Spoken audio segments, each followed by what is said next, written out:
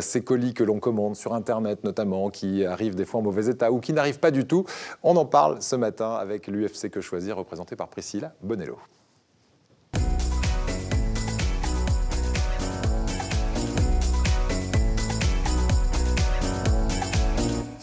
Merci d'être avec nous, Priscilla, comme régulièrement dans cette émission. On va, dans un instant avec vous, voir nos droits et nos devoirs aussi en tant que consommateurs qui commandent des colis. C'est vrai qu'il y a des millions de colis qui transitent partout en France tout au long de la journée. Et parfois, on va voir qu'il y a un bon nombre de colis qui se perdent. Et le chiffre est assez impressionnant. Je vous propose d'ailleurs de regarder ces quelques chiffres qui parlent de notre sujet du jour dans ce reportage. 1 minute 30 pour faire le tour de ces colis qui n'arrivent pas toujours. Regardez. Alors, t'as reçu ton nouveau luminaire ? Non, m'en parle pas. 2 mois que j'attends et je viens de recevoir le mauvais modèle. Chaque année en France, sur les 500 millions de colis livrés, 1 colis sur 5 n'arrive pas à destination du premier coup. Heureusement, il y a des règles, surtout si votre vendeur est européen. Primo, le délai de livraison doit être indiqué dès la commande. Il engage le vendeur. Dans tous les cas, il est tenu de vous livrer sous 30 jours max. Si votre colis est en retard, vous avez le droit d'annuler la commande et d'exiger un remboursement. Il suffit d'envoyer une lettre recommandée à votre vendeur. Celui-ci devra alors vous rembourser dans un délai maximum de 14 jours. Au-delà de ce délai, la somme sera majorée et ce, jusqu'à 50%. Mais que se passe-t-il si le colis arrive mais qu'il est défectueux ou qu'il ne correspond pas à votre commande ? Prenez déjà le temps de vous en rendre compte dès la livraison. Le livreur attendra. Ne signez le bon de livraison qu'après avoir vérifié le contenu et l'état de la marchandise. Si ça ne vous convient pas, refusez le colis ou bien, très important, notez votre remarque sur le bon de livraison. Enfin, si le colis est livré en votre absence ou dans un point relais, vous avez aussi la possibilité de refuser une commande défectueuse. Tous les frais de retour et de réexpédition sont à la charge du vendeur. Ouf! Et oui, il y a parfois des hicks dans le e-commerce. Bien, alors on a fait le tour de la question sur les droits et devoirs du consommateur, mais qu'est-il prudent vraiment de vérifier avant de commander sur Internet? Qu'est-ce qu'on fait avant la commande, avant même la commande? Avant la commande, on vérifie déjà qu'il s'agit d'un site Internet qui vous permette de commander en toute sécurité. Il faut vérifier qu'il y ait HTTPS ou le petit cadenas. Ouais. Déjà, ça vous assure du paiement. Et, sécurisé. C'est sécurisé. Ensuite, on prend le temps de se renseigner avant de commander sur le site Internet. On va voir les différents avis puisque les gens ont l'habitude de commenter quand ils ne sont pas contents. Ouais. Donc c'est bien de le faire au préalable et pas après. C'est ça, c'est ça. Il faut pas commander sans avoir effectivement précis infos. Parfois, on s'aperçoit qu'on avait passé une commande auprès d'une société qui est en cessation de paiement. C'est un petit peu embêtant, par exemple. C'est arrivé dans mon entourage proche il y a peu de temps. Oui. Et c'est vrai que ça peut être un peu embêtant. Donc vraiment, on vérifie toutes ces choses-là. Alors ça, pour le vérifier, Eric, il y a quelques sites que je recommanderais.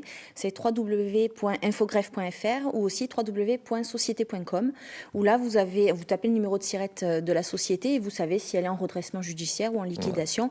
Donc évitez quand même de commander si c'est le cas. Voilà, hein, on essaye d'aller vers ce qui est le plus honnête possible. Virginie, vous commandez un petit peu sur Internet, vous ? Je ne commande plus sur Internet et je ne commande surtout plus auprès, vous savez, du grand nom des... D'Internet qui commence par un A. Voilà, parce qu'ils ont une politique sociale, vous le savez, qui n'est pas tout à fait top, environnementale non plus, et puis qu'il y a beaucoup de gâchis, de gaspillage, ouais. Voilà. Donc je ne commande plus. Voilà. On a vu ce chiffre incroyable de 1 colis sur 10 qui n'arrive pas. Et dans ces cas-là, qu'est-ce qui se passe ? On a forcément un colis numéro 2 qui va nous être envoyé. Ça se fait de façon très très simple, ça ? Non, quand c'est le colis qui n'arrive, qui s'est égaré, on va dire. Ouais. Parce que c'est facile, quand on est consommateur, de prévenir le professionnel, le commerçant, vendeur, et de lui dire « je n'ai pas reçu ma commande, comment ça se fait ?» Et le commerçant de dire « mais si, ça a été expédié telle date ». C'est notre parole contre la sienne. Le résultat, c'est qu'on ne l'a pas. Il faut savoir que c'est aux professionnels de s'assurer de la bonne livraison et que tous les problèmes qui peuvent survenir avec le livreur ne concernent en aucune façon le consommateur. D'accord. L'interlocuteur direct du consommateur, c'est le commerçant, le vendeur. D'accord. Donc là, le recours, c'est de dire vous vous arrangez avec le livreur, mais moi, personnellement, je n'ai rien reçu. On Voilà. est obligé de nous croire, il faut des preuves. C'est difficile de prouver quelque c'est ça, chose qui n'est pas arrivé. qui n'existe pas. Donc c'est au professionnel, au vendeur, de démontrer que la livraison a bien eu lieu, éventuellement demander un bordereau avec notre signature et prouver que ce n'est pas notre signature, parce qu'il a très bien pu être distribué à quelqu'un d'autre, ce colis. Ailleurs. Question selfie de Lucie. Regardez bien, concernant la vérification du colis au moment où il arrive chez nous. Ça aussi, c'est important. Quand je reçois un colis, on me demande de vérifier si le colis est OK, mais les livreurs ne me laissent pas forcément le temps de le faire. Du coup, je me demande un peu comment je peux faire. Est-ce que si j'écris en attente de vérification, est-ce que je suis protégée ? Voilà. C'est vrai que des fois, ils sont un peu pressés, les livreurs. Et alors, quand ils sont baraqués, baraqués, qui vous livrent des meubles, voilà, pour ne pas citer non plus le magasin qui livre des meubles des fois. Moi, j'ai une amie à qui c'est arrivé, concrètement. Il y avait 40 colis pour une cuisine équipée. Et il manquait, comme par hasard, le four et je ne sais plus quoi, enfin, des choses de valeur.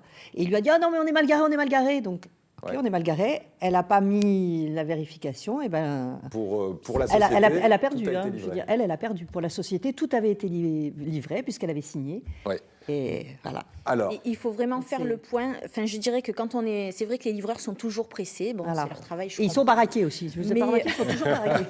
On a l'obligation quand même de vérifier. C'est pas que tous les moyens sont perdus si on ne l'a pas fait, mais la mention sous réserve de déballage n'a aucune valeur. elle n'a aucune valeur. Elle n'a aucune valeur. Bah alors, on fait comment, Donc, alors, il vaut mieux vraiment ouvrir, prendre le temps. Et On insister. est quand même le client, on est quand même la personne qui a payé. Donc, il faut prendre le temps d'ouvrir. De vérifier. Et peut-être, quand on attend plusieurs colis, vérifier déjà le nombre de colis Ouais. avant même de s'intéresser au contenu. Parce que s'il y a un souci dans le contenu du colis, on a quand même des recours, ce qu'on appelle le défaut de conformité. Soit qu'on a dans le colis quelque chose qui ne correspond pas à la commande, soit quelque chose de défectueux, un pied cassé, enfin peu Ouais. importe. Voilà. Là, on a des recours, puisqu'on tombe sous la réglementation du défaut de conformité. Quand on commande un produit qui est conforme, mais qui ne nous va pas, alors je pense aux vêtements, là, il n'y a aucun souci, on renvoie, c'est à nos frais, c'est pas à nos frais? Alors, il y a deux hypothèses. Soit on a reçu la commande et on n'en veut plus. Bon, on a essayé, ça ne nous convient pas, on n'en veut plus. C'est la politique de retour, le droit de rétractation. On a le droit de se rétracter pendant 14 jours. Alors, j'en profite pour dire 14 jours à compter de la commande, quand c'est une commande par Internet, mais aussi 14 jours à compter de la réception du colis. Ouais. On a un double délai, c'est important de le signaler. Donc, si c'est dans le cadre du droit de rétractation, les frais sont à la charge du consommateur, à condition que cela ait été précisé dans les conditions générales du vendeur.